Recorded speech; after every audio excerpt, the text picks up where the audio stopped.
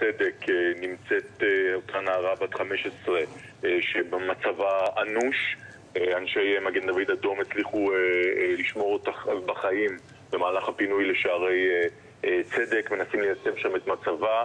היא פצועה כאמור אנוש, גם מירי וגם מדקירה בפלג גופה העליון, ובהדסה עין כרם נמצא כבר אותו גבר בן 31 שהוא חבר כיתת הכוננות, שהוא נפצע בפלג גופו העליון גם מירי וגם דקירה, ומצבו יציב ובהכרה, משוחח עם הרופאים. עכשיו, מה שאנחנו מבינים הוא שהמחבל הצליח לחדור את הגדר של קריית ארבע, הגדר ההיקפית, הוא חוצה מעליה, מגיע לבית שנמצא מבודד יחסית בגבעת החרסינה במקום, והוא נכנס לבית של הנערה, מתנפל עליה בזמן שהיא נמצאת בתוך החדר שלה, ייתכן בתוך מיטתה, דוקר אותה. כיתת הכוננות של קריית ארבע פורצת לבית ופותחת באש על המחבל. המחבל עוד מספיק להתנפל על חבר כיתת הכוננות הראשון שפורץ לבית, מצליח לדקור אותו ונורא למוות. אוקיי, ושם באמת אור מצטרף אלינו.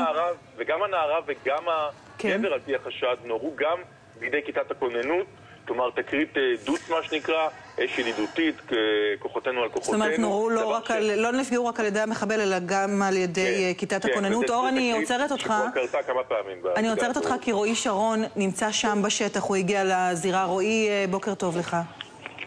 כן, שלום. אנחנו נמצאים עכשיו בזירת הפיגוע, ליד קריית ארבע. מדובר בבית, בנוי בית גדול שהוא סמוך מאוד לגדר הביטחון של קריית ארבע. יש כאן שב"ם, שטח ביטחוני מיוחד, והתצפית זיהתה את המחבל שהוא חודר מעל הגדר, הקפיצה לכאן, לבית בקריית ארבע, הקפיצה את כיתת הכוננות, אבל בגלל הקרבה של הבית לגדר המחבל הקדים אותם, התחיל לבצע את הפיגוע.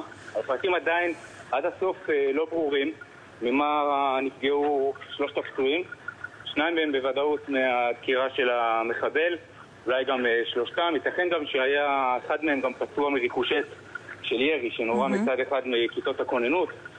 כרגע אנחנו יכולים לדווח שכאן בזירה כוחות, הרבה מאוד כוחות של צבא, של משטרה, של זיהוי פלילי וכיתת כוננות. עושים פה סממנים, עושים כאן סריקות. ברור כרגע בשלב הזה, רועי, שאין מחבלים נוספים, כי כאשר האירוע הזה היה, קרה ממש לפני כ-50 דקות בדיוק, ניתנה הוראה לתושבי קריית ארבע להישאר בבתיהם. האם ההוראה הזאת הוסרה, וכבר כוחות הביטחון בטוחים שאין מחבל נוסף בשטח? לפי רמת הדריכות של הכוחות פה, אני רואה שהוסר החשש למחבל נוסף. אני רואה פה אזרחים, הסריקות פה הם יותר ברמה של זיהוי פלילי, כלומר לחפש את נתיב ההגעה של המחבל, לראות אם הוא השאיר סממנים על הגדר או בדרך. המרחק בין הבית לגדר הוא לא יותר מ-50 מטר, אז בשטח הזה יש מטעים, ויש כאן יקב של אותה משפחה שאליה חדר המחבל. כן, אנחנו רואים את זה בתמונות מהמקום עצמו. אז יש כאן סריקות, אבל זה לא דריכות, כאילו מחפשים כאן עדיין חוליה שמסתתרת בתוך השטח, אבל בשורה התחתונה פיגוע קשה, פיגוע חריג.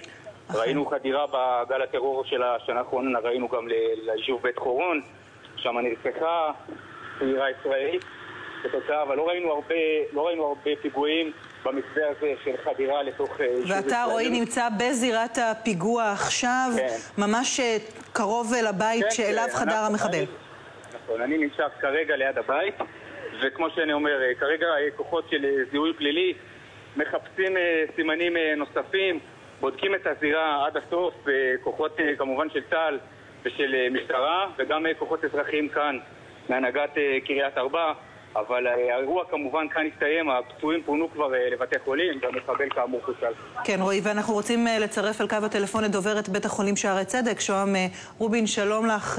בואי תעדכני אותנו בבקשה מה מצב הפצועים שהגיעו אליכם. פונתה אלינו פצועה אחת, צעירה בשנות ה-15 שלה, עם